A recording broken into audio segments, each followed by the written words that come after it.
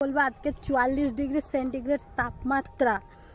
কোনো মতে পুজো হচ্ছে গাছের গোড়ায়।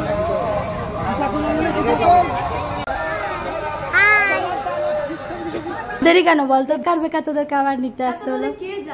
যেতেই হবে দিদি বলে কথা। দিদি বাড়তেছে পুরা কটা বেলি।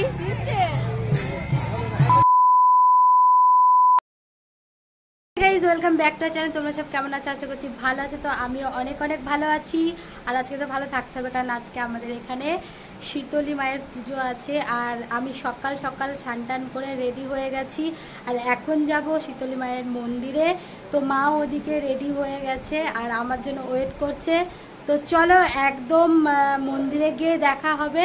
আর আজকে আমাদের এখানে মানে আমাদের গোটা পাড়াতে আজকে রান্না বান্না পুরো বন্ধ, বাসি খেতে হয় আর কি, এটাই জানি। তো চলো এখন আমরা বাসি টাসি তো এখন খাইনি, তো মন্দির থেকে আসি, তারপরে তোমাদের সাথে আবার দেখা হচ্ছে। আর না মন্দিরে কি হচ্ছে সেটাও তোমাদের সাথে শেয়ার করব। তো চলো বেশি কথা না, ভিডিওটা দেখতে থাকো। তো গাইজ এখন আমরা বেরিয়ে পড়েছি। আর যা রোদের তাপ কি বলবো, আজকে 44 ডিগ্রি সেন্টি তাপমাত্রা। তো এত রোদ্রের মধ্যে মানে এই যে রাস্তা দেখতে পাচ্ছ, ওই যে মারা যাচ্ছে সামনে, তো এতটাই তাপমাত্রা মানে কি বলবো, ছাতা নিতে বাধ্য। আর চলো এখন তো ঘেমে টেমে পুরো স্নান হয়ে যাব। আর আসবো সেই বিকেল 2-3টের সময় আসবো। তো চলো ওখানে সব কিছু শেয়ার করবো, তোমরা দেখতেই পাবে। এত রৌদ্র কি বলবো, মানে আমাদের ওই সিমেন্টের রাস্তাতে প্রচণ্ড তাপ আসছে মুখে। আর এই জন্য মাঠের রাস্তা, এই যে মাঠের রাস্তা বেছে নিয়েছি, মাঠ দিয়ে যাচ্ছি যাতে তাড়াতাড়ি হয় আর একটু রোদটার তাপটা কম লাগে। এই যে মা, আমি আর এই যে পাশে কাকিমা আসছে। তো চলো, যা তাপ মানে হচ্ছে কি বলবো, ভিডিও শেয়ার করতে পারবো কি পারবো না কিছু বলতে পারছি না এখন। তো চলো যতটুকুন পারি শেয়ার করব। তো গাইস এখন আমরা পৌঁছে গেছি, এই যে দেখতে পাচ্ছ সামনে, এই যে এখানে শীতলী পুজো হয়। তো চলো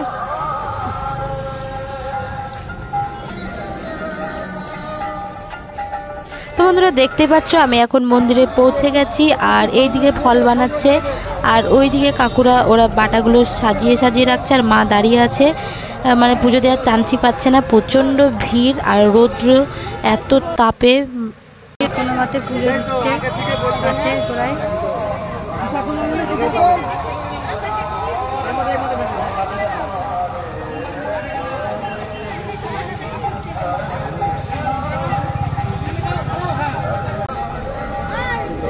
গরম লাগছে না?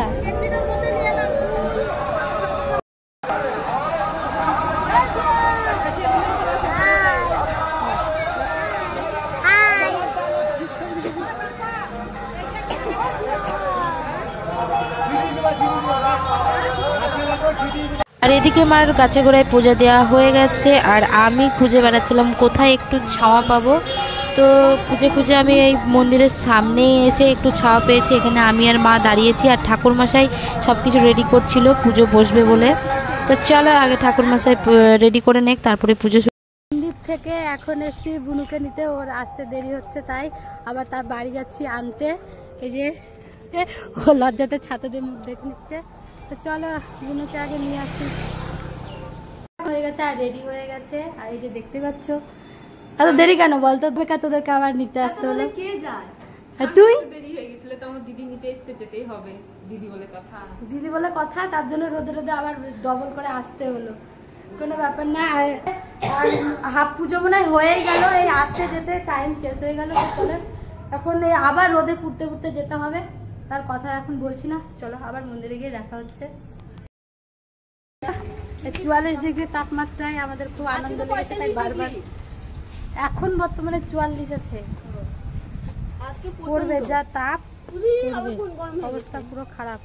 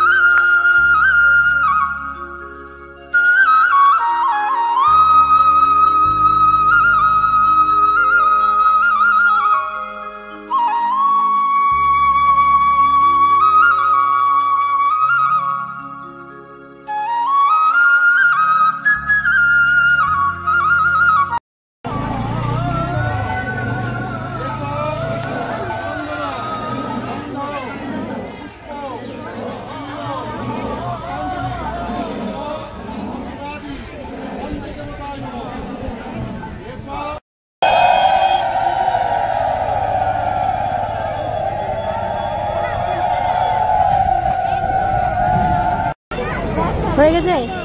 তুই পুজো করেছিস? পুজো করেছিস? উপোস আছিস? আর একজন কাঁদছে।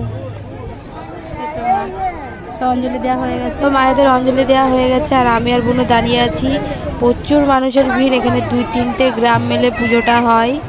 আর এই যে এত চাপাচাপি বুনু, আর তারপরে আরতি শুরু হয়ে গেছে আর বাতাসা ছিটানো শুরু হয়ে গেছে। আর বুনু কত বাতাসা কুড়াচ্ছে। বাতাসা কুড়া কটা পেলি?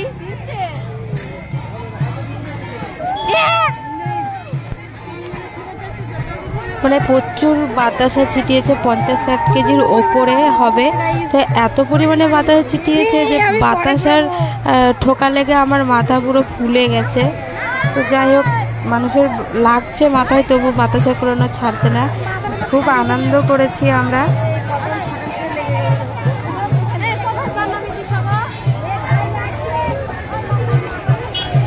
ঘুরা ঘুরা ঘুরা ঘুরা।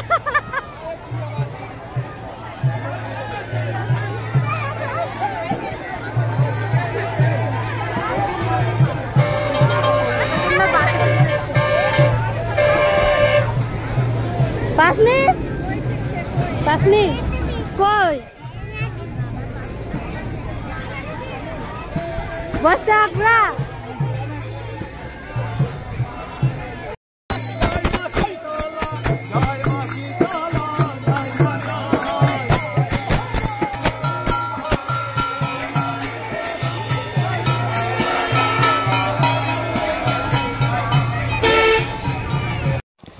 তো সবাই অনেকক্ষণ ধরে বাতাসা কুড়াচ্ছে। তো অনেকক্ষণ পর আমি একটা বাতাসা কুড়িয়ে পেয়েছি।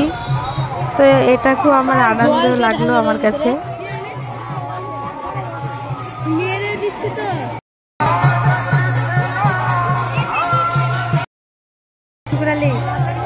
আর মার খেয়েছিস কটা বাতাসা দিয়ে? কোথায় কোথায়? কপালে মার খেয়েছে, তাও বাতাসা পুরো কমে নেই। কি করেছে বলতো? আমার হাতের কাছ থেকে বাতাসা কুড়িয়ে নিচ্ছে। এরকম করে করে দিলে এরকম কেমন করে বাতাসা কুড়েছিলি? কেমন করে কুড়েছিলি বলো? যে বাতাসা কুড়িয়ে হাতের অবস্থা, জামাটা আবার মিশছি, ধুতে হবে হাত। তো এবার এখানে শীতলা মায়ের 3টে মূর্তি আছে, 2টো মানদের, যারা মানত করেছে। এই যে এখানে মানত নামাচ্ছে, তোমরা দেখতে পাচ্ছ, বাচ্চাটার মানত আছে। তো এখানে আমি প্রণাম করব। তো আমি সামনেখানে ঠিকঠাক মতো জায়গায় পাচ্ছিলাম না প্রণাম করব মাকে। তো অনেকক্ষণ পর জায়গা পেয়েছি, তো ভাবলাম যে এখন ফাঁকা আছে, প্রণামটা করি এখন। তো এসে প্রথমে কিন্তু আমি মাকে দর্শন করে আমার প্রণাম করা হয়ে গেছে দূর থেকে। এখন কাছ থেকে করলাম, অনেকটা ভালো লাগলো। আমার দেখা দেখি বুনো বলছে আমিও প্রণাম করব। আমি বলছি কোনো ব্যাপার না, প্রণাম করতে কোনো বাধা নেই।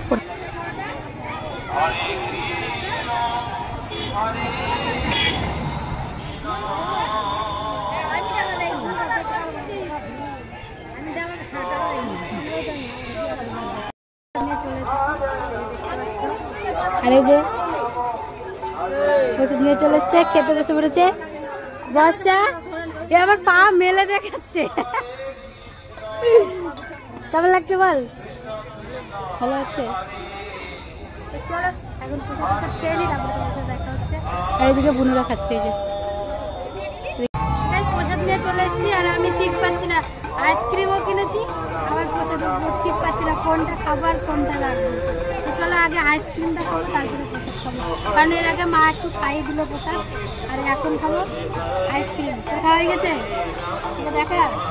আর সামনে দাঁতটা কে চুরি করেছে, সামনে দাঁতটা কে চুরি করেছে জিজ্ঞেস কর। এই কে চুরি করেছে রে? বল। ইঁদুরে চুরি করেছে। খাওয়া হয়ে গেছে? বলো কি তুমি সত্যি বলছো? তারপর এখান থেকে নে একটা, নে একটা নে।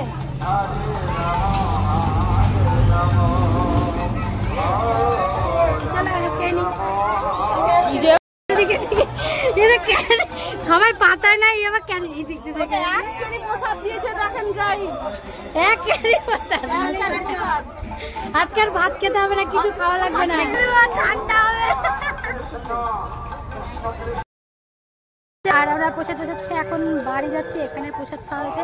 এখন বাড়ি গিয়ে ফল প্রসাদ নিয়ে তো এখন ঢুকতে পাবো না বাড়িতে, তো বাইরেই খেতে হবে। তো চলো বাড়ি গিয়ে দেখা হচ্ছে। গরমে থাকতে না বলে আইসক্রিম, তাই না বল? আরো ঠান্ডা গরম লেগে যাবে। আমি তো খেলামই না তবে। বলে দিদি কি করছিস? জোরে আইসক্রিম আইসক্রিম খাচ্ছে।